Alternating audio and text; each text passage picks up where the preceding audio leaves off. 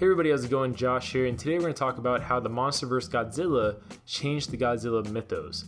Now, when Legendary kind of introduced their new versions of these different titans, mutos, monsters, whatever you want to call them, including Kong and Kong Skull Island, they took some new liberties with these creatures really to bring them to the modern era. And some of them by fans were really well received, others not so much, but it definitely, for sure, you can argue, changed the Godzilla mythos in a few ways, which I actually found really interesting. So if you go to the original Godzilla back in 1954, kind of reverse it a little bit, Godzilla was, just like he is now, seen as a prehistoric reptile that had been sleeping for millions of years and all that good stuff. However, in the previous versions, while he was still a fictitious kind of species, he was also enhanced by the H-bombs. The H-bomb test made Godzilla what he ended up being, very Godzilla-like, from the atomic breath to all the other stuff.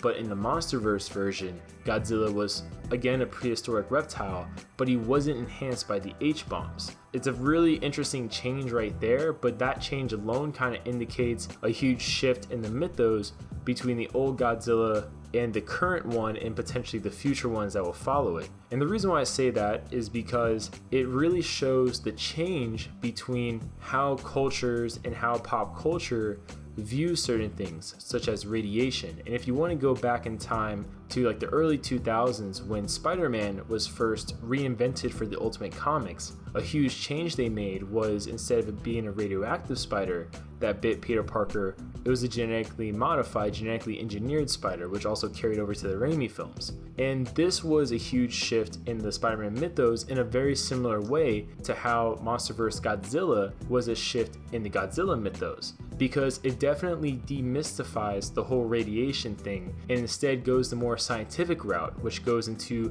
biology or genetic engineering, such as what we got in Ultimate Spider-Man.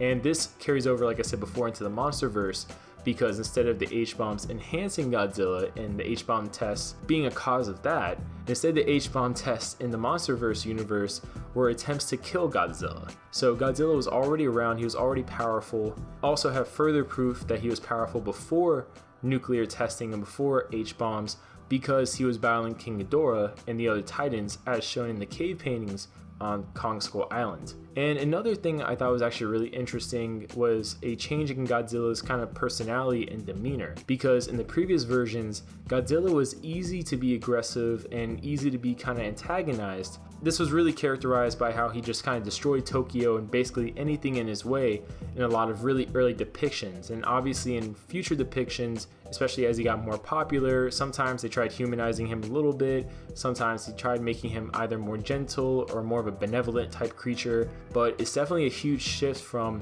what he was before, which was kind of just like chaotic force of nature, and now where he's kind of like a balancing force, like, he's the apex predator, so to speak. If you actually want to look at Pokemon's a very much good template, and I'm actually curious if Legendary intentionally did this, but Godzilla is basically like Pokemon with Lugia and the 3 legendary birds. So you can definitely see Godzilla being Lugia, Rodan being Moltres, Mothra being Articuno, and Rodan being Zapdos.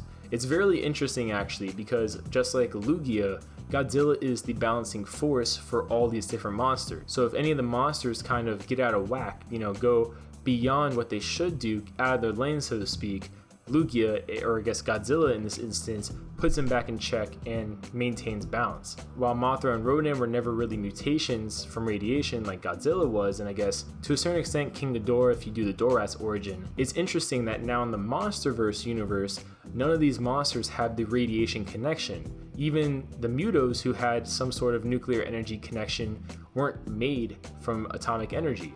So instead they're all natural prehistoric beings of just really great power, which is really interesting to me. And like I said before, it's kind of a similar mythology change the Marvel Comics did with Spider-Man when he was reinvented by Brian Michael Bendis in the Ultimate Comics universe. This is pretty cool, hence the new scientific origins. If you go to the Monarch Science's website for monsters such as King Ghidorah and Rodan, really interesting stuff. But comment below your guys' thoughts down below. What do you think about this? What do you think about the change to Godzilla's mythos? Do you think future changes are going to occur either subtle or major, as presumably more monsters may be introduced into this universe? Basically, I guess just what do you guys think? And we'll see you guys later.